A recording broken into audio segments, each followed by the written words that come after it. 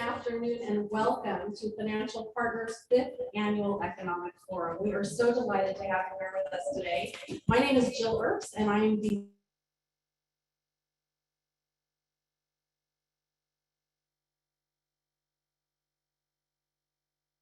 facility. We're very excited about this spot. We hope that the bright red columns helped guide your way right into our parking lot with our big sign on the building. So thank you very much for being here with us face to face. We also have a very large audience joining us via Zoom. We're live streaming through Zoom today. We have more than 530 individuals joining us by Zoom, so we're super excited about that. I wanted to just share a couple of housekeeping issues for you. We are going to have an opportunity for Q&A, which is an awesome part of today's experience, and so be thinking about some of the questions that you might have as you listen to Dr. Thornberg. We'll also have an opportunity to toggle back and forth. We'll take questions from the live audience, and then we'll go to our Zoom audience. And for those of you that are on Zoom, I want to welcome you as well. I want to make a couple of suggestions. If you have questions along the way that come to mind, don't hesitate. Go ahead and put those in the chat, and we'll be delighted to have those queued up for the question and answer session towards the end. The other thing that I want to be sure to remind everybody that's on Zoom, because we know we have so many people joining from a lot of different locations, that if you have any technical difficulties on your side of today's experience, no worries, because we will have an opportunity to record the entire session, and should you have any technical difficulty, we'll be able to get you the material. So with that, I'm really excited about today. I think you're going to really enjoy the experience, walk away with a lot of great information, and so it's my distinct privilege and pleasure to introduce to all of you, if you haven't had the chance to meet him, the President and CEO of Financial Partners Credit Union, Nader Moghadam. Nader?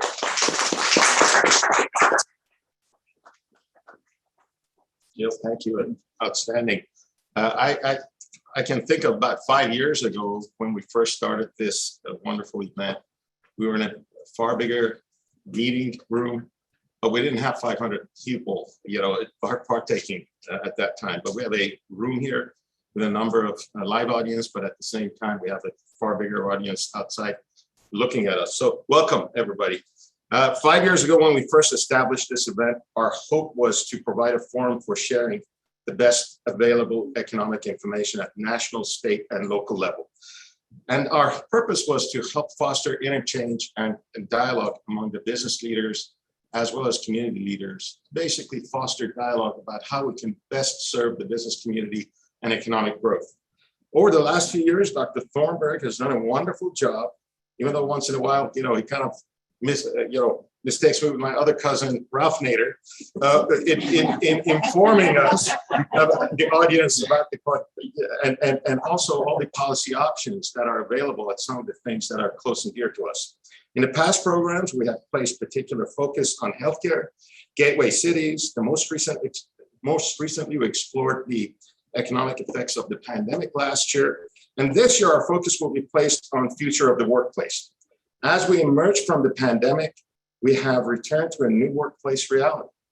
Employers and employees alike have broader options. Not only employees can basically request for remote work, but also employers can go out of state and actually out of their local footprints to look for talent.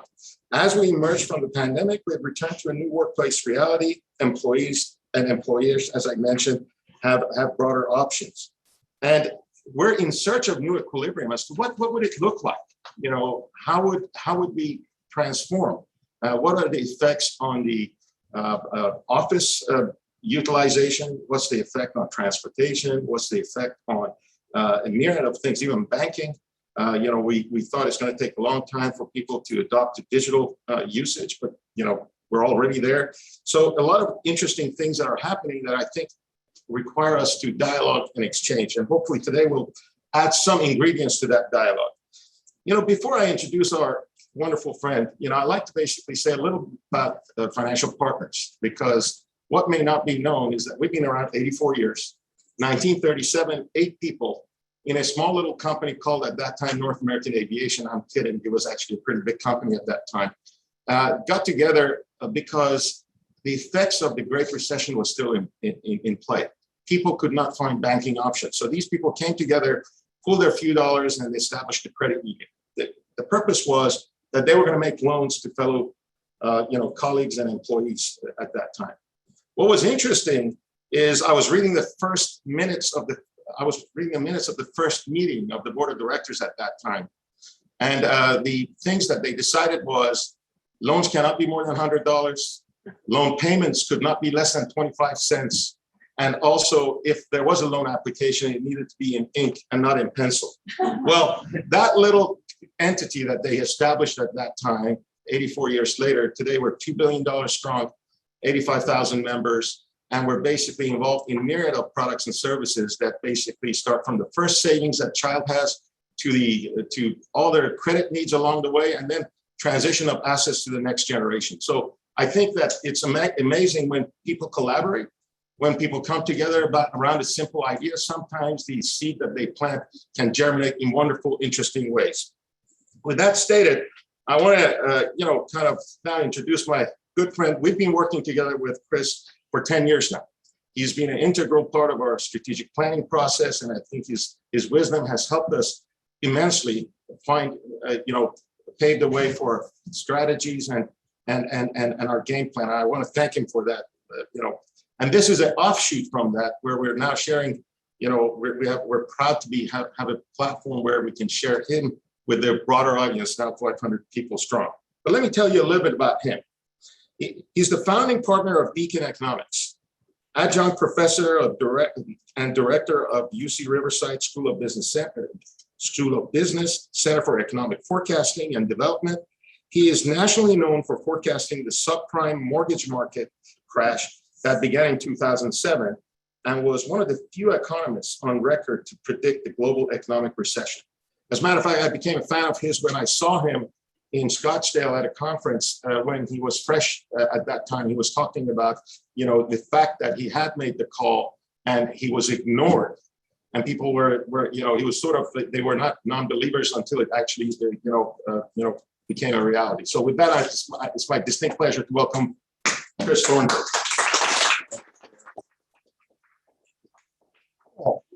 Not arts, it's pronounced price. Just so you know. Joking. It took me a while to get that one. I will never live that down in this institution. As long as I work with this institution, I'll be reminded of my long versus short vowel. So, wow, a lot to talk about, and we have to talk about it from the context of these two pieces of tape on the floor. This is of course, the price of a hybrid audience, as the case may be.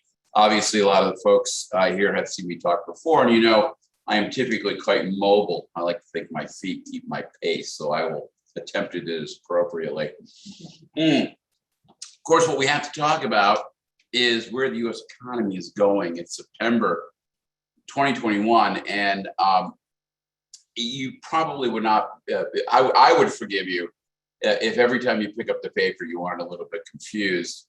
Like, for example, I can't get my clicker to work.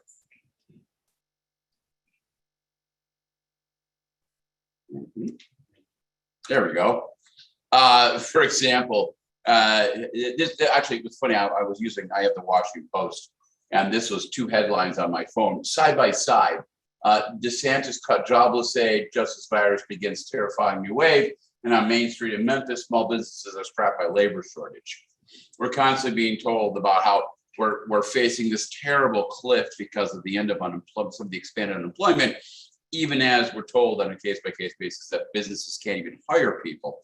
California defies boom with #1 U.S. economy, yet I'm told that California faces an eviction tsunami or something of the sort if the eviction moratorium should be allowed to lapse in the next couple of months. And of course, we are in the midst of this current wave, the Delta variant wave of the virus. And you're hearing yet again about how everything's flatlining, and we seem to be going into yet another slowdown. Amazingly, we had one of the most overwhelming levels of fiscal and monetary policy we've ever seen. This has taken what was already going to be a quick recovery and turned it into a rocket ship recovery. Indeed, when you say the word rocket ship recovery, that sounds both exciting and scary, and that's exactly how you should take it. Yes, it's exciting right now, but there are some potentially scary consequences to this rocket, which is to say at some point in time, when, of course, these fiscal and monetary policies must be withdrawn, it cannot go on forever, we are, of course, going to be due for a big sugar crash. The question is how bad of a sugar crash will that be? That remains to be seen. Now, as hot as the economy is right now, it's not even. We still, of course, dealing with some of the consequences of the current wave of the pandemic. That's keeping some parts of the economy still growing relatively slowly. But of course, because of the massive degree of stimulus, you've seen other parts of the economy overheated. It's a very odd, disjointed kind of recovery. And indeed, that's one of the reasons why we're seeing such problems in our supply chains. That is to say, we just aren't used to this kind of economy. What's happening out there, how it's happening, is very different than the last expansion. Yes, overall, some people in this economy continue to struggle. Indeed, there's always a portion of people in our economy who continue to struggle. I think it's interesting to know that you just came out with some numbers for 2020, and the poverty rate was substantially lower in 2020 than it was in 2019, despite, of course, all the so-called horrific economic consequences. Things actually look pretty good. Now, mind you, again, there are consequences for that prosperity having to do with the fiscal and monetary policy that's created it, as the case may be. What this really adds up to more than anything else is, look, the economy's fine. It's coming back. The last wave of COVID meant very little for the economy. Yes, we still need to get rid of this terrible scourge from our population, but at the same time, the economy is doing just fine. Here's the problem. In our world, we give a lot of credit to people who manage crises. Ergo, if you're in a position of power, you like crises. And indeed, what you see in our political world today is our political establishment, this for all it's worth, but by doing so, they are actually creating a dangerous circumstance. That is to say, the current prosperity we're all feeling, which is driven, if you will, by the overuse of fiscal and monetary policy, could indeed crash and burn in a way that could be ultimately economically far more dangerous than the event we've just been through. And that's what I'm most worried. Or if you had to sum it up in a couple of short words, you're going to have a couple great years in front of you. Your biggest problem is going to have the people you need to meet the business demand you want. But in the midst of all that, there is a stopping point. Somewhere out there is a wall, and we're going to run into it if we're not careful.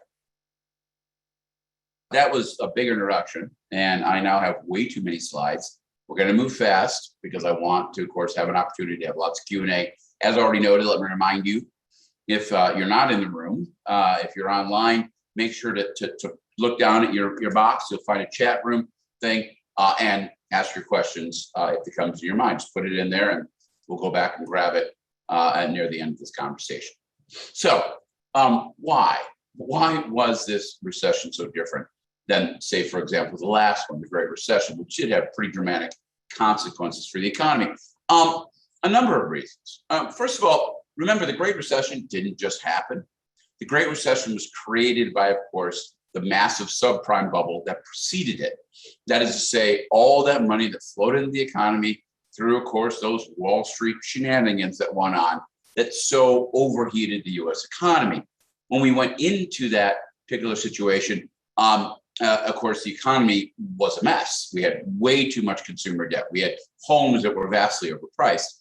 The pandemic actually showed up at a period of time where, yes, we were late into an expansion. It was the longest expansion we've ever seen, over 11 years. Yet, nevertheless, the fundamentals of the economy were actually quite good. Yes, I know you heard a lot of doom and gloom, how things weren't, but in fact, they really were quite good. And as a result of that, most households had the ability, yet again, to deal with the short hit to the economy. Another big deal had to do with how the recession was driven. Most recessions, and in particular the last one in such a dramatic way, are what we call demand push recessions. That is to say, something happens in the economy which causes overall aggregate demand to contract. Now, when that happens, people lose their jobs. People lose their jobs, they lose income. That causes aggregate demand to contract a little bit more. That's that vicious cycle that takes an initial shock and makes it that much worse. This time around, by the way, it was not a demand shock. It was a supply shock. Now, what do I mean by that? Well, look, people didn't stop going to restaurants in 2020 because they didn't want to, because they couldn't afford to. Remember, the value of my house just plummeted. I have all this debt. Suddenly, I have to spend years getting my balance sheet fixed. I can't afford to go to a fancy restaurant. 2020, I didn't go to a restaurant because they didn't let me. Now that's incredibly important, because if you are prevented from spending money here because you have the money to spend, which Americans did, you spend it over there. And yes, there's a negative hit here, but that negative hit is overcome at some level by the positive push over here. No one ever accounted for that. Yet again, one of the big reasons why the economy came roaring back.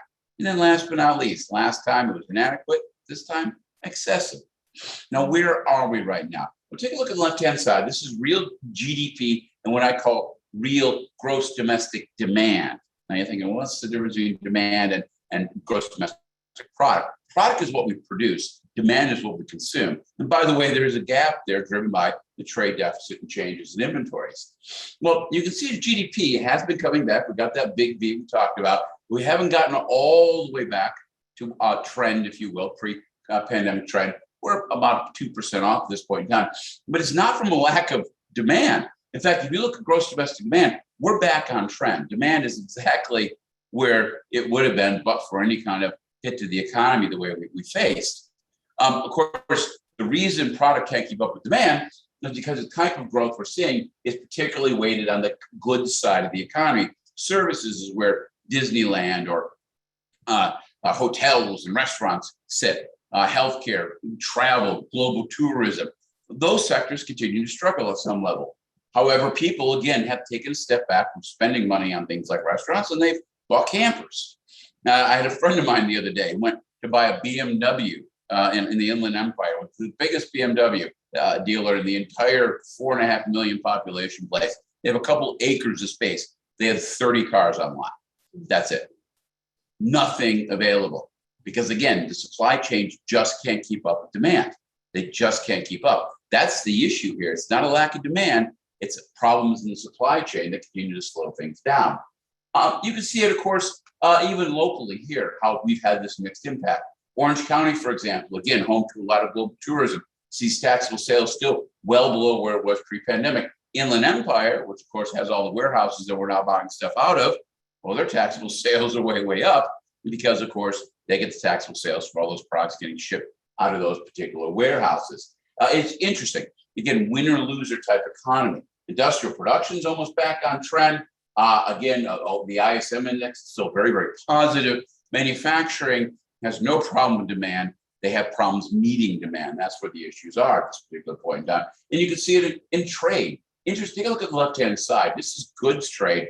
Imports in particular, way above where we were pre-pandemic. Because again, we can't buy enough stuff right now because we have so much money kicking around. Service trade, which is dominated by tourism, people flying around, again, very subdued. But again, you can see those very strong numbers. That's why the ports down here in LA and Long Beach are so busy.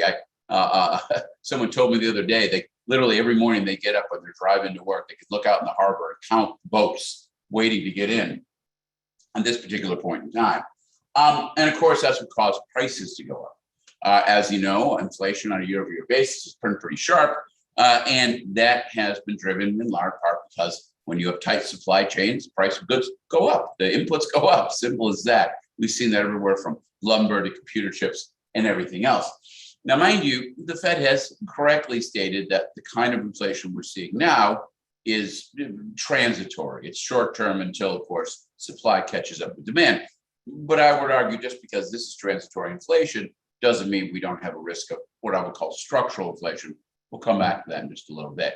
In the meantime, here's the thing to keep in mind. Again, we're struggling to keep up. You look at inventory to sales ratios, how low they are. The manufacturing boom in the United States has got a couple of years of legs behind it just to catch up, just to get inventories built to a more normal level. And of course, with all this prices going up and all this stuff being bought, profits are doing pretty well. Yes, parts of the economy still continue to struggle. But for every company struggling, there's another company out there that's making money hand over fist. And that resulted as corporate profits over the last 2 quarters have been the highest we've ever seen in the United States. We're told how terrible things are, but the income numbers tell us something completely different. And of course, with the big bounce back in overall profits, you've seen the bounce back in business investment, again, bifurcated. Other structures still down, power communication down, mining still down. But if you look at information processing, residential investment, software, way, way, way up. Filming in Los Angeles, way down in 2020, but started to bounce back. Good news for the local economy on that particular front. You can see the numbers here coming out of some recent reports from the Hollywood Reporter. And housing, well, there's another big surprise. Again, how crazy were the negative headlines, right? Mark Zandi, the guy who famously was out there with me calling the Great Recession, said 30% of homeowners are going to foreclose on if the pandemic goes into the summer of 2020. Didn't happen. In fact, housing right now is absolutely on fire. Prices year over year is over 15, 16% growth. This is hotter than it was in the run-up to the Great Recession. A little less short, a little more short-term, to be clear, right? If you look at the aggregate increase in prices over the run-up to the Great Recession, there was a lot more then.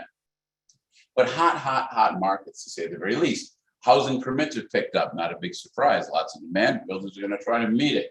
And of course, here in the region, I mean, look at Los Angeles home prices. They went from a little below 700 median to getting to 850,000 median. Yale and Empire was a little below 400, approaching 500,000 median prices. Crazy numbers across the board. And markets continue to be tight. Yes, there's been a bit of a slowdown in sales, but again, it's not so much a lack of demand as much as the lack of supply that's inhibiting the market from being where it could be if we had enough stuff going on there. What happened? Why? Is it a bubble? Is this sustainable? What's going on? Well, again, remember, this was not a traditional type of shock to the US economic system. It just wasn't a demand shock. People were rebuilding their balance sheets. In fact, quite the opposite. They have been doing pretty well. Now, real estate was a little weak. We all heard about that. In fact, at the beginning of 2019, a lot of economists were saying housing is in a recession and it's going to create a broader recession. We heard all sorts of news about that. Ironically, I was crowing about how I was right, how that was wrong, even as we were entering the COVID recession. But again, that one was a little hard to call, to say the least. Now, again, what was going on in housing? Nothing.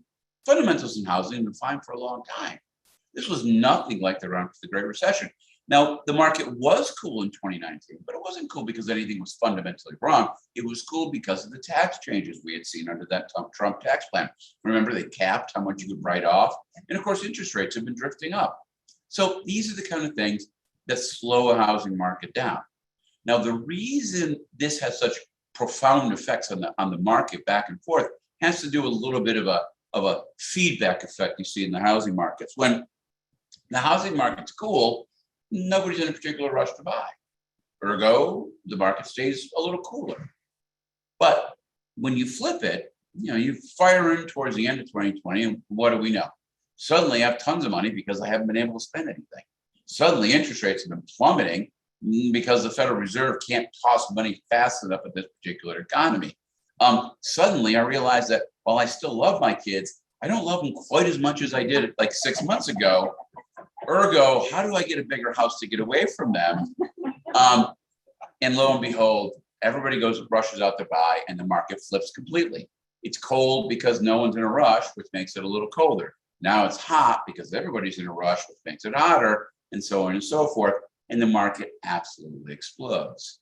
Now, is it sustainable? The answer is for now, yes, absolutely. Again, we came into this with very good fundamentals. Debt to income ratios and financial obligation ratio were at record low levels. You look at the quality of the markets, incredibly good mortgage were going out from a credit quality perspective. Even recently, 85% of all mortgage credit origination is about 720 in a FICO score.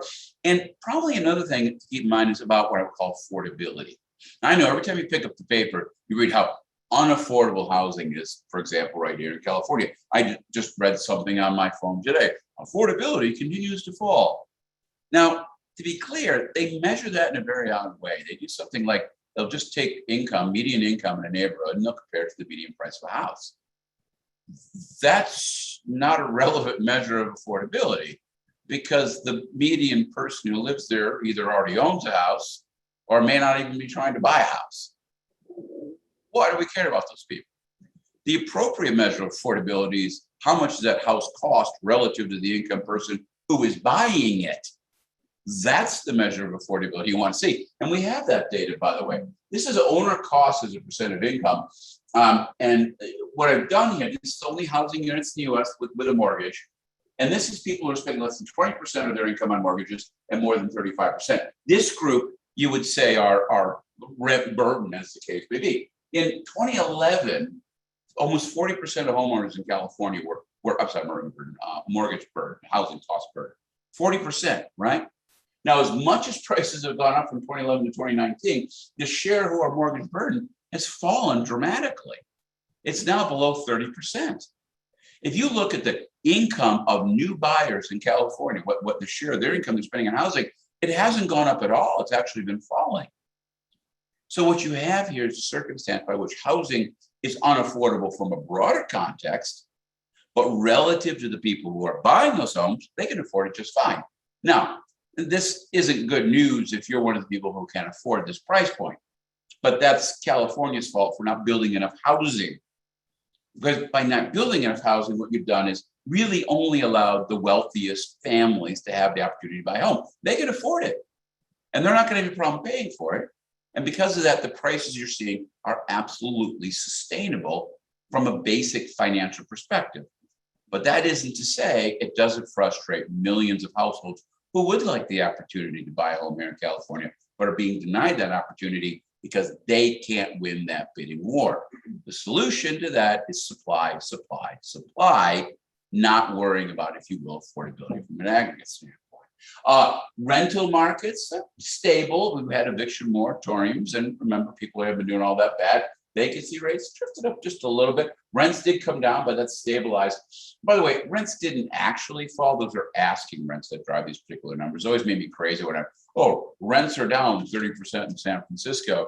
When you talk to the vast majority of people who live in San Francisco, they'll tell you that no, my rent did not fall by 30%. That was the asking rent for that new building that they couldn't lease out because lo and behold, nobody was in the middle of this. Now, what about this crazy eviction crisis? It doesn't exist. Yet again, the narratives of our time are so interesting, how completely orthogonal they can move relative to the data. None of the economic data suggests we should have anything relatively close to the kind of eviction disaster that a lot of folks were predicting. It just didn't really make a lot of sense. And lo and behold, you're not really seeing much in the way of any kind of problems. It's interesting. You don't have to believe me. Just look at how the programs aren't being used. I always kind of laugh when I pick up yet another article where they talk about the billions of dollars the federal government has allocated to help renters that have gone unused. Here in the state of California, this money has gone unused, and nobody can seem to figure out why these people aren't getting the money before, of course, this Armageddon happens. And the answer may be, which a lot of reporters say came to get to, is maybe people don't actually need the help. There is that possibility, right? And indeed, if you look at the data here in California, there are renters who aren't paying. Well, what's interesting is the data shows us that single family renters are more likely to not be paying than multifamily renters. Well, single family renters, by the way, are the elite of the renting world. If you can rent a single family home, you're probably thinking about buying one. And what better way to get the down payment for that new home you're going to buy than not paying your current landlord for a year or two on the house you're renting? Now, I appreciate that some folks out there are absolutely suffering, but don't tell me for a heartbeat that there isn't some portion of people out there in this world who aren't strategically not paying their rent. People, please. Anyway, moving on. Anyway, you can see the numbers. Again, take, for example, average checking account balances for the bottom 50% of earners. This comes from the Federal Reserve of Dallas, this particular survey data. By the way, has over doubled since the pandemic began. On the right-hand side, low-income centers in California have seen their spending grow faster than a higher-income household since the beginning of the pandemic. Now, mind you, that's not to suggest that high-income households are suffering. They're just waiting for Paris to reopen. That's not the conversation we need to worry about. But nevertheless, you just don't see the signs of problems in really any part of the economy that we continue to read about in the papers, the case may be. Now, of course, we've been in this race to get people vaccinated. Even as that happened, of course, we're dealing with the Delta surge, which is more contagious. And at least to some level. We know even if you're vaccinated, you can get the Delta variant. Not that it'll put you in the hospital, which is the important thing. But, obviously things continue to happen. One of the big questions is, we're seeing the surge. How bad is it? How bad is it going to hurt the economy? Well, look, in the fourth quarter of last year, we had a significantly worse problem than we do right now because nobody was vaccinated. And yet the only thing you say about the second half of last year is we had record corporate profits and GDP that was running 5, 6, 7% growth on a quarter by quarter basis. In other words, it didn't seem to matter. And I don't know why people saying it's mattering right now. It doesn't make a lot of sense to me. Indeed, even with this new situation, things seem nice and steady out there at this particular point in time. Tourism continues to move forward. Hotels continue to do better. Decent number on this front. Things look fine. Now, with all that in mind, let's talk about this policy reaction, because I keep telling you things are fine, yet they're still debating how long will we continue to inject massive amounts of money into the economy? How about we have another 3.5 trillion spending bill to help the recovery, right? Again, narratives versus reality. We are narrative creatures. It's just who we are. No matter how smart you are mathematically, you still tell yourself stories in your head, right? That's how we think. That's how we operate. And it's important to talk about narratives. And particularly when narratives become so askew relative to realities. And this is becoming more acute. I'm not enough of student history to know whether or not the relationship between narratives and reality do this. They probably do over time. But we seem to be pretty far apart at this particular point in time. And let's understand how that has changed the government response. Take, for example, these various stimulative programs, the PPP loans and the direct transfers to households. We have 3 of those, these unemployment benefits going on and on. $5 trillion in fiscal stimulus, $5 trillion, 25% of GDP, $5 trillion. Why? Well, people got hurt, did they? For every dollar of lost earnings, direct earnings, for every dollar of lost earnings, the federal government put back $3.50, 3.5 to 1 replacement rate.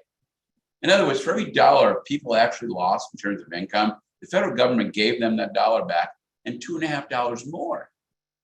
Now, again, why? Remember, you say, well, the stimulus is helping the economy. Well, no, not really, because it's only stimulus if people actually spend that. And remember, the problem was we had a supply shock. You couldn't spend the money. You couldn't go to Paris. You can't even buy a damn camper because it's done to buy. So what do you do with the money? We save it. We pay down our debt. Very little of it was actually spent on essentials. This wasn't stimulus.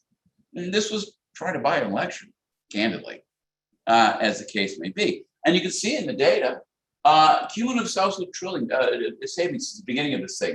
You're now looking at $2.3 trillion of just excess savings. People just happen to save $3 trillion more than they would have otherwise. Excess bank deposits, $3 trillion in excess bank deposits. $3 trillion. These are huge numbers just sitting there, right? Pushing this economy. And of course, it's not just Congress, the Federal Reserve. Jerome Powell jumped on board. It took 6 years for Janet Yellen and Ben Bernanke to do about $3 trillion of quantitative easing. It took Jerome Powell about 6 minutes. And he just did it, right? Why? Well, that's because that's what you have to do. But again, why did you have to do it? I mean, let's think about what was going on back then versus today. Janet Yellen and Ben Bernanke were facing one of the most fundamental financial crises we've ever seen. We had an implosion in asset markets. We had tons of bad debt. The banking system was pushed right to the edge of insolvency. Many big investment banks went down the tube. Americans couldn't pay back their debt. We had massive numbers of foreclosure. And of course, all these things caused the housing supply, money supply to shrink, which is deflationary, which was exactly what caused the very severe circumstances of the Great Depression to kind of go right from that, what you might call Great Recession, into a Great Depression circumstances. They had to do it. Jerome Powell, what war are you fighting, sir? The numbers look fantastic. The banking system hasn't seen any problems. They don't have any losses. Credit looks remarkably good. Lending is slow, but that's because people don't want money. They don't need it. They got lots already. Thank you very much. Credit union industry, again, is moving along. Membership's up. Loans, linkage rates are incredibly clean in the whole system. Good solid numbers there. But yeah, the overall auto and credit card loans aren't going down. Again, not because people are having a problem, it's because they don't need money. It's one of the issues out there. But again, incredibly clean markets, no problems of financial distress. What war? Let me take a look at this on the left-hand side here. This is the Federal Reserve's financial flow of funds accounts. And they have an estimate of the net worth of American households, right? All American households. It's a great number, right? Well, on a year-over-year basis, the net worth of American households grew by 23%. It has never done this before, ever. Let me tell you what that means. In the last year, we've seen $20 trillion of household worth created. Just created out of nothing. Well, out of massive increases in stock market values, massive increases in home values, and of course, massive amounts of fiscal easing and massive amounts of government debt. So there is another side to this entire situation. But again, right now, things look clean. What are you fighting? Simple as that. Of course, people have all this money and throw it in the stock market. All these young kids are getting absolutely ripped off by that Robin Hood group. Don't even ask me how anybody puts any money with those thieves. Anyway, sorry. And of course, markets are crazy, frothy, no doubt about it. They're going through the roof. I love this, right? Now, every time the stock market sags, because everybody's afraid of the Delta variant, right? Stock markets are down. I love the Monday morning quarterbacking that goes on for journalistic reporting, right? Stock market's down because of COVID. Excuse me, sir. In the second half of last year, did we not have a worse surge of this virus? Oh, yeah. A lot more people are dying, right? Yeah. Yet, highest corporate profits in the history of the United States. Shouldn't the stock market be happy that we have another surge of the virus? Someone explain this to me. It's such basic logic. Yet this drivel passes for news on a day-to-day basis. It's unbelievable. It's just unbelievable. Now, again, what's the context? Well, let's talk about this trillions of dollars we're borrowing, right? Now, mind you, it's not just that we're borrowing trillions of dollars. You could say from a long-run standpoint, we're still okay. And net GDP, debt to GDP is close to 100%. Higher than that after World War II. We paid it off relatively quickly. Yeah, but it's not just that. Social Security, Medicare, retiring boomers, any kind of long-run fiscal planner for the United States was already predicting chaos in the 30s at some point in time as a result of these exploded programs. We should be trying to get ahead of that problem, not spending money like a drunk sailor on a short shore leave. Yet that's exactly what we're doing. We can't seem to borrow enough. What tomorrow? Oh, we all feel so great about ourselves. We feel rich, sure. But then again, are we leaving it for who? Our children and grandchildren to pay back, right? History will not look kindly on us, and they really shouldn't. And of course, inflation. Again, Powell just he has no problem. All right, inflation we're seeing right now is transitory. Don't worry about it. Well, okay, I agree with you. It is transitory right now, but saying it's transitory right now doesn't mean we're not going to have inflation in the future because of your policies. Well, there's two things that you need for inflation, okay? A, you need a lot of money, and B, you need some sort of big demand shock. And that's the 1-2, boom, right? We saw that in the late 60s. A lot of money entered the system. Then we had Nixon come in and spend a whole bunch of new money on the Vietnam War. Bam, we had inflation. Similar something happened in the 70s, right? Now, Volcker came in the early 80s, and of course, he clobbered inflation by shrinking the money supply. Take a look at that side, that blue line there. That's the unit money supply. It's M2 divided by the nominal GDP, or the amount of transactions. If that thing's high, like 10, and you have those shocks, you can see the big inflation. Volcker cooled it off for a long time.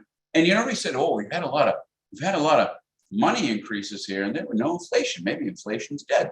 But again, from a long run standpoint, money supply has been relatively low.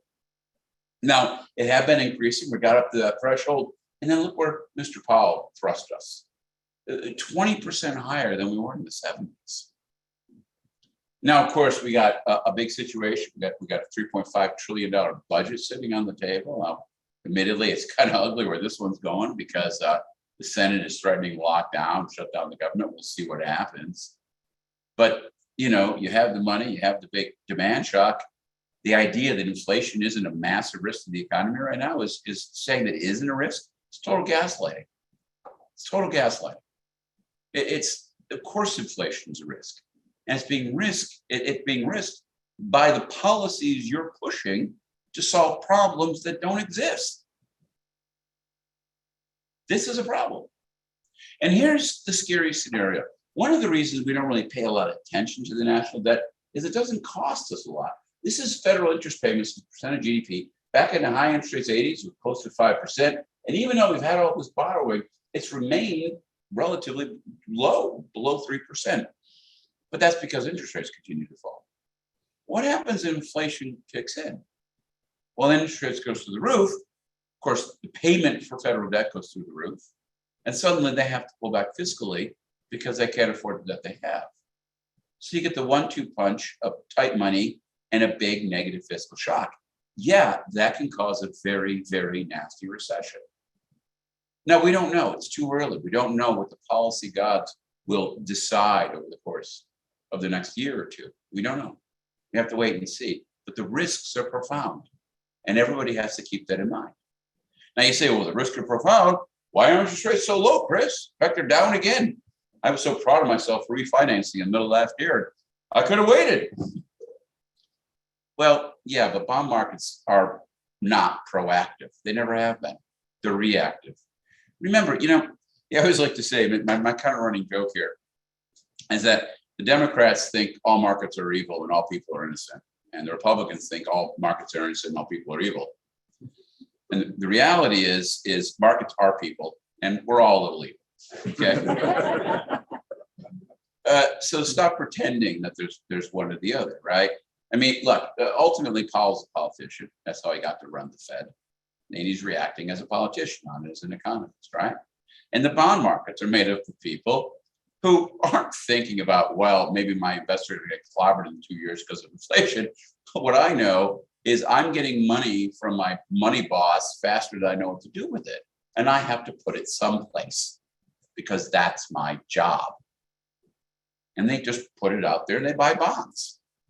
So eventually they will wake up to the reality.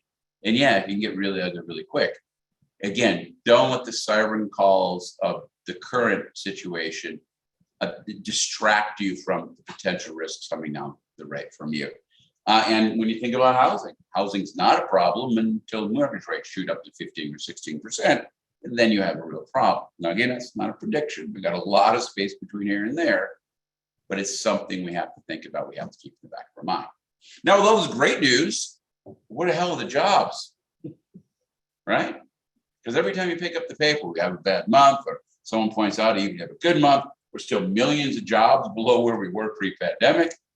Clearly, things are terrible. Here in California, very similar sort of picture, way below. We have the second highest unemployment rate. We've told that quite a bit. Clearly, our economy is on the brink of disaster. Yet again, you got to step back. LA, very similar sort of pictures. Case maybe well below where we were. Here's the key. When you talk about the number of jobs in the economy, the number of jobs is an equilibrium between labor demand and labor supply. And most of the time, on the back end of recession, when there are fewer jobs now than were pre-recession, yeah, guess what? It's a problem because of labor demand. Labor demand in 2010 was not as strong as labor demand was in 2005. That's why we have fewer jobs. But that isn't the only potential explanation. There's a whole other explanation, which is not that we don't have the demand for jobs, but we don't have the supply to fill that demand. It could be just as easily a supply shock. Now, it typically isn't, which is why the knee-jerk reaction is, oh, because we don't have as many jobs as we did a year and a half ago, there must be a problem for workers. But we have one bit of evidence from the JOLT survey, which I need to update because it's now well over 10 million. But yes, we have well over 10 million job openings in our economy. Put that in context, prior to the pandemic, we had 7.2 million job openings. So we have almost 50% more job openings today than we did pre-pandemic. That sure as heck doesn't sound like a labor demand problem. Sounds like a labor supply problem. And indeed, it's a labor supply problem, and it's increasingly problematic because people are quitting. By the way, workers quit because they're confident they can get another job. Now, why are labor markets so tight? Well, very fundamentally, as we came into the pandemic with tight labor markets. Remember the 3.5% unemployment rate? Donald Trump, the former president, liked to take credit for that, said because of his strong economic policies. No, it just happened because of demographics. On the left-hand side is growth of working age population, which, by the way, is now in negative territory. Now, boomers are retiring. Boomers all raised families of 14 kids, all have 1.5 kids, which they excessively overparented, giving us the millennials, Power Xers. And of course, because of that decline, our population pyramid has turned into a population column. And of course, the problem has been made worse by our lack of immigration. You then come into the pandemic, and in the middle of all this, all these people were told they were going to be facing a Great Depression. And they said, you know what? No, screw it, I'm going to retire. 2.5 million people retired. Hence, we don't have enough workers to fill the job openings that are around our economy today. Some of those people might come out of retirement. They may rejoin the labor force. We could hope so, say the very least. But I do love the group, of course, who continues to want to moan about labor demand problems, even when it's pretty obvious it's a labor supply problem, to the point where I did see an article the other day, which I was quite bemused by, where they suggested that 2.5 million people have been forced to retire in the United States, forced, quote unquote, forced to retire, which begs the question, you can pick up your smartphone, download an app and start making money. It's called Uber. Please, I can't get out of the airport anymore. How are you forced to retire in this economy? Can someone explain this to me? I almost imagine a kind of a Russian gulag, except for now they're marching him to a gulag in Central Florida where they're forced to do exercises in the pool, right? I don't. Net result of this course is we have over 10 million job openings for about 2.5 million workers with maybe 1.5 million potential reentrants. In other words, this problem isn't going anywhere anytime in the near future. Now, if you're worried about inequality, guess what? The ultimate solution for inequality is tight labor markets. And lo and behold, while we do have far fewer low-wage jobs than high-wage jobs, it's not because, again, there's a lack of demand for low-wage jobs. There's a lack of workers to fill them because they are filtering up in all sorts of jobs. Overall pay for people with a high school degree or less hasn't fallen at all. It's on track right now with people with a bachelor degree. If you take a look at earnings by hours, part-time workers have seen their wages growing almost as much as full-time workers. The biggest gains in income we're seeing is for the bottom quartile of incomes. In other words, oddly enough, in the middle of this recovery, which is typically bad for inequality, we're actually seeing falling inequality. Again, one of my frustrations, this idea that this is a K-shaped recovery, that is to say low-skilled people are suffering. Every recovery in the history of the United States, at least in the last 60, 70 years, has been a K-shaped recovery, with one exception, this one. This is not that situation, as the case may be. As for Southern California, look, we haven't had a lot of labor force growth. The Inland Empire has been the only real place. We don't have enough housing. So whatever problems we have at the national level because of demographics, it's twice as bad here in the state of California because we don't build enough housing. I mean, look at what states that are booming: Nevada, Arizona, Oregon. What do these states have in common? They're next to us. Get the hint? They'd rather live here, okay? But we don't build housing. And you know, the only thing I can say on that particular front is, well, last year we didn't see a collapse in housing units, and this year looks a little better. And we actually had some couple interesting changes. The state government has now allowed you to do up to a quad, a fourplex on a single family lot. It's not clear how many lots in LA are actually eligible for that, but it's a great conversation start, same place we be. But we are so many units behind.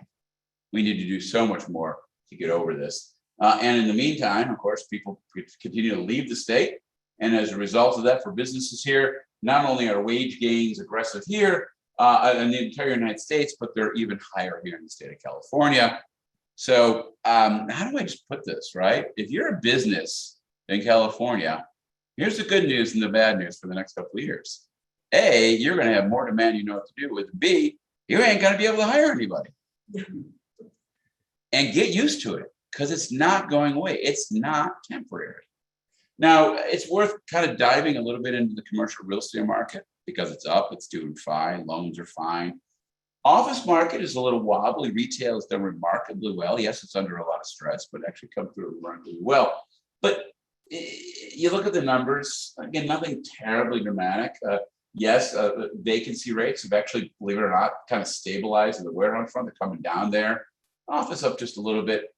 But while the market hasn't shifted, there's still a lot of uncertainty out there. There's still a lot of uncertainty. You see it in permits. A lot of people are wondering, what does it all mean? And this goes back to the conversation, that the piece of paper, the report that was sent out today, where we ask about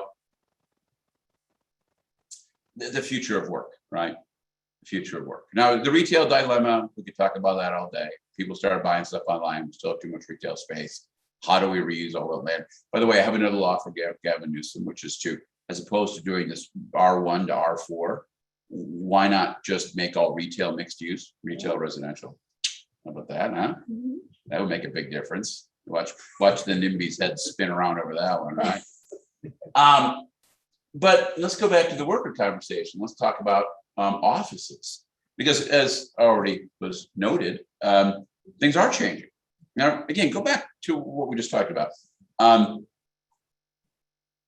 We have a critical shortage of workers, particularly young workers. People are retiring, people are quitting.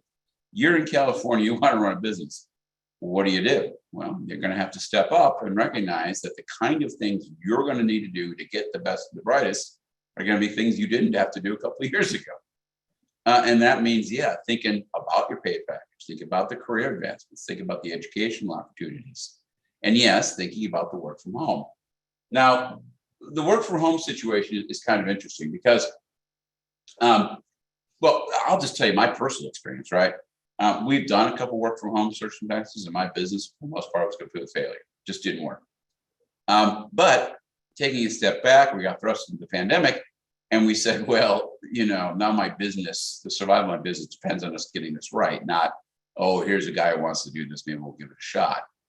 And so we built procedures, we built systems, we bought the software, and guess what? It worked. Now we're coming into the back end of that, and we're finding out that, and there are pros and cons. For example, here's one of the pros. Turns out most of the time people are spending commuting, they were actually working on their primary job. How about that, huh? Get a little extra time out of your folks. Not bad. It's good news. I hope they're telling the truth. We'll see. But of course, at the same time, I think some people have decided they like it. Here's some interesting data. This is a survey. How many days per week would you like to work from home? Now, almost a third of people said I would like to work from home all the time. It's worth noting that about a third said no more than 1 day per week. So you have the strong bifurcation in desires. So you have to start thinking as a business of how do I build the bimodal workplace? You can't do one or the other, right? Some tech companies said everybody's going to remote, and half their employees said I will quit right now.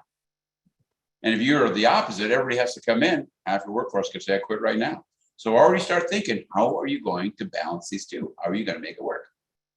There's something else that's interesting too, which has a lot to do with what I would call about the future of where the workplace is, right? This is an odd thing to say, but downtowns exist for a reason. Now, what do I mean by that?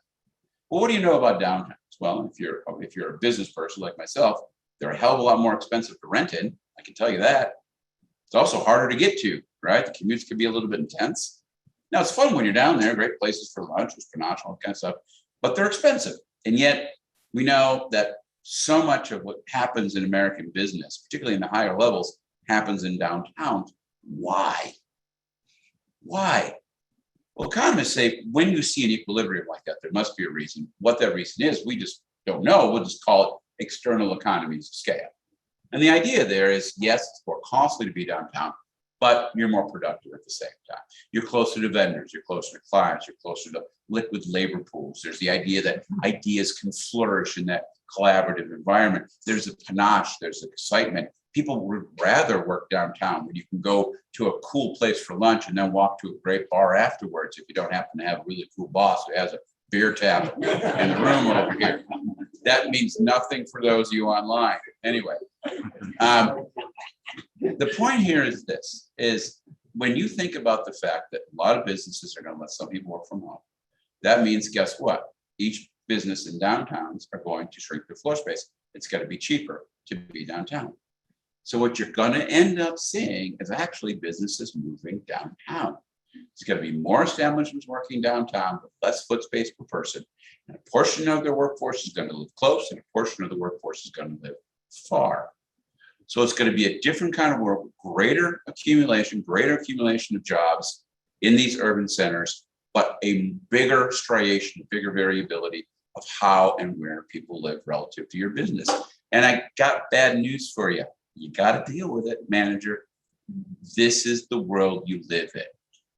You got to up the pay packages. You got to figure out how to reorganize your organizational structure to do this. You got to make your employees happy because they will leave if they are not. And that is a critical issue for everybody, including my company, something we deal with on a day-to-day basis. So it's interesting stuff. Nothing new. These were all underlying trends already there. The pandemic hastened these underlying trends. That's all they did. They hastened them. They didn't create them. And that, of course, brings me back to the biggest thing of all. The long run still matters. We continue to wear this crisis hat when there was not really much of a reason to wear one in the first place. The V was the only logical outcome, and but for the problems in the supply chain, the V would be already complete. Growth will continue to be very strong through the rest of this year, bringing us into 2021, the new roaring 20s. But I'm worried. Remember, this is driven by the sugar high of $5 trillion and counting of fiscal stimulus. And of course, at the same time, massive amounts of money supply expansion. All feels good now, but there will be an inevitable slowdown or even a crash out there. Is just wait and see. As for the labor market, the slow recovery in the number of jobs is not driven by weak labor demand, but by a problem with labor supply. Employers, get used to it. It ain't going away. Deal with it, change it up, sit down with your folks, figure out how to make it work. And last but not least, policy thoughts. Please take your crisis hats off. Please, policymakers in Sacramento and downtown Los Angeles and downtown Costa Mesa and in Washington, D.C., please take your crisis hats off. Crisis is behind us, not the health crisis, that's still there. But the economic crisis is behind us. We need to focus on long-run priorities, about stabilizing the economy in the long run, not about winning political points in the short run. And I will finish up by saying, remember the narratives, remember the data. And ultimately, yeah, this is recorded. Please watch it again if you're wondering more about this, because it's up to all of us to make sure that when we hear the incorrect narrative, that we step up and provide in a respectful, informative way the right narrative, because that's how we'll make the right decisions, not just for ourselves, but our children and our grandchildren. Thank you very much. So, with all that, I'm not going to have a little bit of water. And how are we doing on the Q&A? I know we're going to have some folks fishing through those. Let you drink your water. Slower, ready for some Q&A? Ready for some Q&A? Yeah. Fantastic. So Lena and I are gonna go back and forth. And so I'm gonna ask if there's anybody in the live audience that has a question, then we'll read a question for the audience that's joining us remotely, and we'll go back and forth. Well, I saw your hand first. So what's the question? So a few points. First, you're assuming the economy was okay before this happened. And I would suggest for a lot of people, the economy was far from okay. And But before you go on, let me ask why you think that. Because we had a lot of people who were already in severe poverty. We already had a growing number of homeless. due to rising home and rent prices. Well, okay, one thing at a time, right? Actually, poverty rates have been falling pretty consistently over the last 5-6 years, including a record drop in 2020. So that's not correct. And while I appreciate the homelessness problem that is around us, let's still remember that the share of homeless is still a tiny fraction of the overall population. It's certainly, while it's a critical issue, something we need to address, I think we can also accept that that is not what I would call an appropriate reflection of society overall. Okay, we could argue that, but I won't. But back to my original point, I would still say for a lot of people, the economy was not good. And you're saying the poverty rate was dropping, but still it was serious for a lot of people who had a growing income inequality. Well, okay, I'm going to have to push back. So you have been listening to the narratives, not looking at the data. Take the income. I'm sorry. Well, okay, let me explain. If you look at gross incomes, you will know that inequality rose most rapidly in the 80s, and a little bit in the 90s. And the gross income inequality, of course, like decade has been growing slowly, very slowly, not much. Now, you can't just look at gross income, because the problem with that is you forget all the government payments, which have been exploding because of Medicare and Social Security. And of course, various sorts of other programs which have expanded over time. Now, the federal government, if you go to the Congressional Budget Office, they do a Gini index, which actually takes into account subsidies received and taxes paid. And when you take that into account, inequality has been falling pretty consistently from 2012 and 2013 to 2019, which is the most recent data. Now, I appreciate that that's not the narrative we see in the paper. In fact, the people who scream the loudest on inequality ignore net income. They only focus on gross income, which is a false metric. If we don't take into account the very programs we build in to deal with inequality, how can we have an honest conversation about where inequality is in our society? Now, none of this in any way, shape, or form would suggest that I'm trying to say to you, we don't need social programs. We don't need to help those who are less, who have less than us, that are more needy than us. Of course we do. And I support the continuation of these programs as long as the programs are built on fundamentals of basic impact analysis. Take, for example, our constant fight over minimum wage. And nobody has ever shown that minimum wage has ever reduced inequality. It doesn't work. Yet something as simple as pre-K education, which is enormously beneficial for low-income families, we still continue to not fund appropriately. So in a very real sense, things have been getting better despite the narratives to the contrary. And none of this even takes into account the conversations about technology and how the gains from technology has so helped so many different people, particularly low-income people, in ways that we don't even take into account on our account. So I could go on and on about this debate for a very long time, but please trust me that the data and how I've examined it, it's not to say that people who are less worthy, have less, don't deserve the help. They do. But when you actually look at the data with a critical eye, the stories of decay and decline are not there. The vast majority of Americans had the best quality of life ever imagined in the history of the United States in 2019. They just didn't. Do we have an online question? If the problem is supply not being able to meet demand, can that be compared to post-World War II, also low interest rates, by the way? So once demand can be met, we'll have a year of economic boom ahead, except for what has been outsourced. Well, to be clear, we're already in a period of economic boom, right? Growth rates are just up, right? As the case may be. It's not the same as post-World War II, because post-World War II was a very bad economic period. Now, remember what happened is you had a whole bunch of demand that was being driven by the federal government, buying bombs, buying planes, buying tanks, that suddenly went away. And all the infrastructure in our economy that was serving that part of the economy suddenly had to repurpose. And that is a painful episode that the economy has to go through.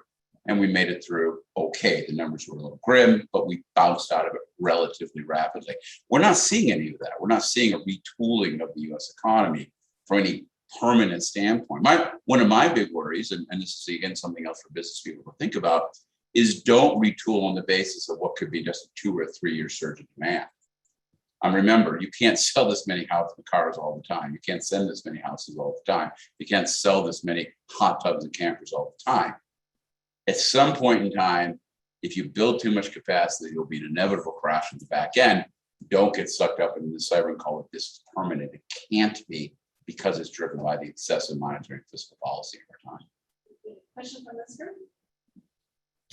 Do you think we'll see an increase in wages due to the labor shortage? We already are seeing it. Again, go back to what I was just saying. We never saw a slowdown in wage growth right through this downturn, ever, not once. It's singularly unique that we never saw a slowdown in wage gains. Wages continue to grow and they will continue to grow. And I go back to the idea that if you're an employer, get used to it. Man up, get those pay pack, woman up, pardon me, man or woman up. You got to start offering benefits. You're going to have to be competitive. It's a different world. And to your point, it's a great opportunity for a lot of folks who have been left out of this economic machine. That, you know, not to be crass or mean, but there were a lot of groups running around in 2011 trying to train people who were unemployed, which made me feel bad because you're training somebody who's going to have a real tough time getting a job regardless, because reality is they've been unemployed for a couple of years and that person had a good job and ready to go. Now is the time those programs pay off. Now is the time you start training these people who've been on the outside of the economic machine looking in. This is the time they have opportunities. And I'm talking, you know, ex-cons, people who have physical disabilities, people who have traditionally left out of the system have opportunities. Let's make the most of it. We did another online question. Yes. Yeah. Right. With the wage rate increases, why is the discussion regarding minimum wage still a topic? Narrative versus reality. Again, it goes back to narrative reality. What's interesting is, again, you know, everybody says, should we raise the minimum wage? Should we not raise the minimum wage? What about the federal minimum wage? Talk to any employer in the state of California who says, if I offer the minimum wage, no one will work for me. Period. It's irrelevant at this point in time at some level. But again, the narratives, the debates, the cacophony of the political frenzy on 24-hour news networks all masks the fact that the mass majority of what they're screaming at each other about is based on faulty assumptions. You had a question? Oh, first and foremost, Yeah. that was incredible. Thank you, appreciate you know, you're an incredible guy, and you know. Thank you. My wife has points in time where she would disagree vociferously with that statement. Yeah, no, there's so much, you know, I look forward to rewatching it again later. Yeah. Two, maybe 10,000 foot questions. Yeah. It was the oldest one in the book. I guess you never let a good crisis go to waste. If we had done nothing financially, the Fed and the stimulus, this, that, and the other, what may have been the outcome? You should be very contrary to what the Fed is doing with this whole crisis. Secondarily, I guess I've lived long enough to see inflation and then inflation with an eye. You know, it's like 15, 16%. When people say we're going to have a more inflationary period, what kind of inflation are we looking at 4 years from now? Right. Now, mind you, at this stage, you're asking me two questions, or I forgot the first one, but that's Sorry. Yeah, exactly. Look, the inflation conversation is important. And when I've said it, and I'll say it, that inflation right now is the biggest inflation risk I've seen since I've started this game in 25 years, right? But to be clear, I will also have to have the humility, unlike Mr. Powell, to tell you that predicting inflation, forecasting inflation is insanely hard. It's insanely hard. So I can discuss the risk with a fair degree of certainty. I can't really discuss how bad the risk is going to be. Again, you just got to keep your guard up, as the case may be. Well, what's the first question again? The first question, if we had done nothing. Okay. Yeah, obviously it would have been a longer recovery. It wouldn't have been quite as clean, right? And I'm glad they did something, but they could have done 1/5 as much. That would be fine. Even to liquidity and in essence to the banks, which was Banks didn't have. They had a very temporary. They had a very temporary need, and then everybody settled down because there were no problems. And there's just no problems. Again, the problem banks have right now is what do I do with this damn cash? Yeah, and how do I get more loans out? Because again, the competitive world, everybody has money. Yet again, you got to compete. This is for the credit union, right? Just add some color to this. I was at a roundtable with largest credit unions in the state of California last week. And the big issue was, what are we doing with all these deposits 18, 20% deposit growth that is coming, and how do you basically manage that? Yeah. So it's a different kind of a problem that we're facing right now. Great discussion. How about from our online audience? Yes, we have. Do you see the Socal housing market appreciation rate slowing in the next 2 years? I hope to see if it's slowing is the answer. And technically it should. Now, again, could it turn into it? It could. What will prevent that from happening is if credit standards as generated under the Dodd-Frank rules stay in place and restrict the market appropriately. That's what can keep it calm. And yeah, things will start to level out a bit, because really at some point in time, we do get a point of unaffordability that even the rich people can't get in, right? So it should start flattening out. On the other side of it, I will tell you this, it's not going to crater. It's not going to fall. I know a lot of folks out there who have been trying to convince themselves that prices are going to fall and they just wait it out. Don't. You know, and I think the two biggest mistakes people looking into a housing market make is waiting and waiting and waiting, thinking that there's going to be some magic point where you're gonna get in. And then of course the other thing is allowing yourself to just think your first house is going to be your dream house. It's like the old ditty, man. Just get in and build equity. Just buy a condo. Buy that cheap house. Yeah, I know it's not where you want to live or raise your kids. That's okay. You have time. Build the equity, move forward, build the relationships, build the credit. That's how you get into these markets. That's how you build for the long run. Don't wait. Don't wait. And remember, your boomer parents are loaded, so yell at them, tell them to give There you go.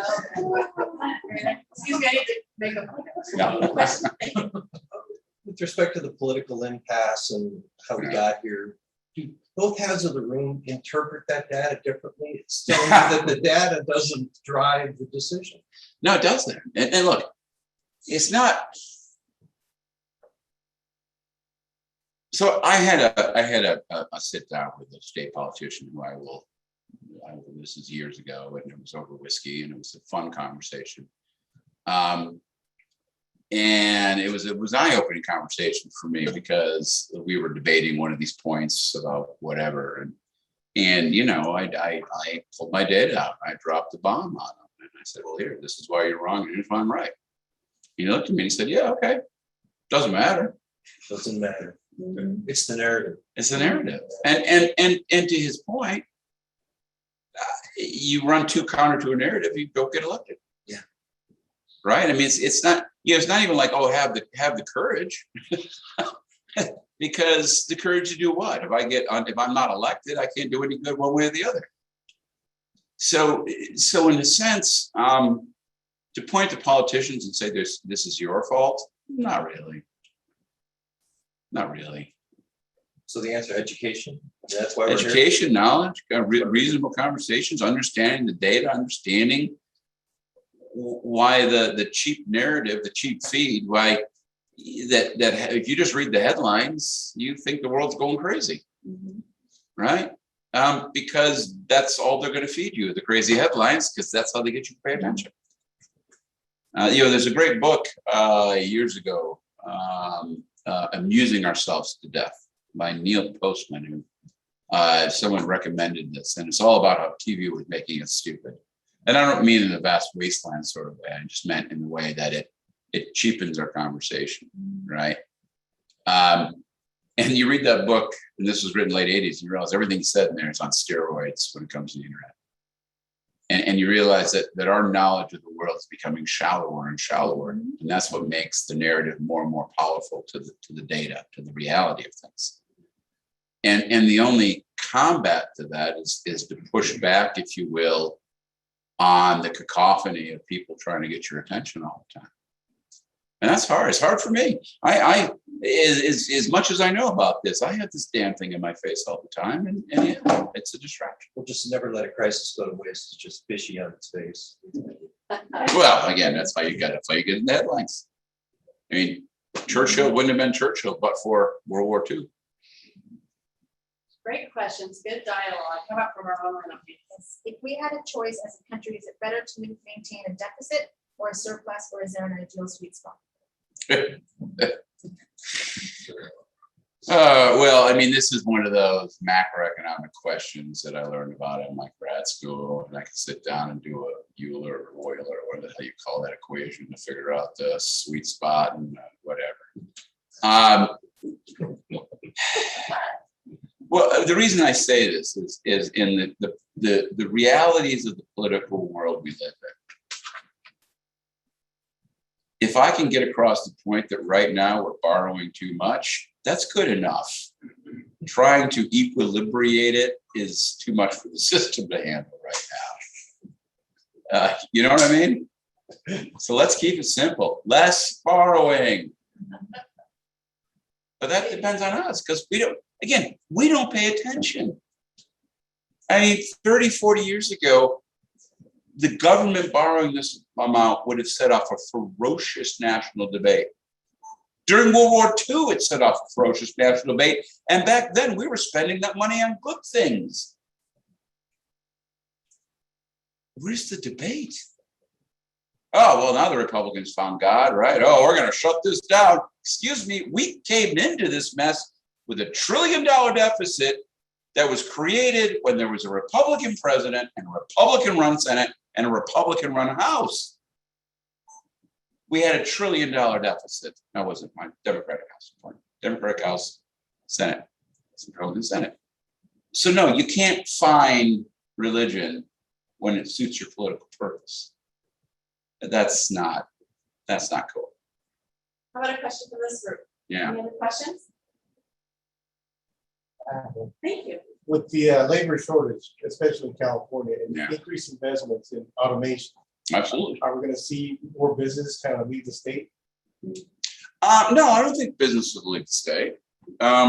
Businesses want to be in California just like people want to be in California. The businesses want to be in California, the people in California. Look, our problem isn't a lack of people. We have some of the best and brightest on the planet living here. The problem is we're creating country club California for those who may not be quite as educated, are just not welcome anymore in the state, right? Go somewhere else. Go live in Vegas because we don't want you here. And when you say, well, that seems kind of harsh, but we don't build the housing for them.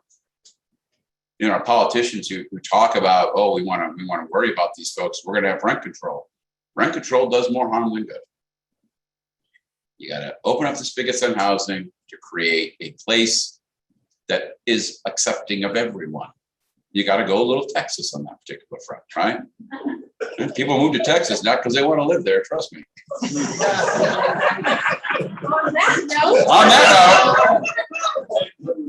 I'm kidding, of course. Only a subtle jab at the second largest economy in the United States, from us in the good land of California. All right, So, y'all. on that, yes. One, Christopher wants to know if your position on Bitcoin has changed. That's a good one. Apparently, they saw me before. Sounds like- So, What is your position? yeah. So, one position on Bitcoin is you might as well put your money in Beanie Babies for those of you who remember my generation. Look, it's an online novelty. There's no there, right? And the value of money is dependent on the fact that there's a limited supply of it, right? Oh, Bitcoin has a limited supply. It's built into the algorithm. Yeah, but you can have infinite number of Bitcoins. Ergo, same result. The fundamental value is 0. My position won't change. Now, it has positive value. How does that happen, Mr. Efficient Market? Again, the narratives of Bitcoin and the super secret Japanese guy who wasn't Japanese guy who supposedly invented it, but nobody really knows. And people who are Bitcoin mining, which is the most ludicrous game of Trivial Pursuit ever invented in the history of mankind. It's all crud. It's all crud. And pretending that there's something there. No. Now, lately, what have we found out? Well, El Salvador has adopted Bitcoin. Well, okay. Yeah, it's good enough for El Salvador. It should be good enough for me. And then, of course, Robinhood. Is now accepting it. Oh, yes, that organization. By the way, for anybody out there who's in Robinhood, let me explain how they don't charge you fees. They take your orders, they sell them to a Wall Street firm, who then accumulates your orders. They move their money in front of you, making money off of you. That's how they don't charge you. You are being charged, you're just not seeing it. You're being candidly just absolutely taken advantage of. And yet they call themselves Robinhood, which I just think is so deliciously ironic. They take Bitcoin now too. Of course they would. How could they not? Any other questions from the group here in the room? Time for 2 or 3 more online, maybe? All right, I think we did it. awesome. Fantastic. Well, thank you so very much. My pleasure. I can tell you one thing I learned in COVID is how Zoom calls, while efficient, suck. Yeah. And I so much like having people in front of me. Oh, yeah. I hope you enjoyed online, but trust me, if you're online and you enjoy this, you enjoy it as much as these people are in the room. Thank you very much.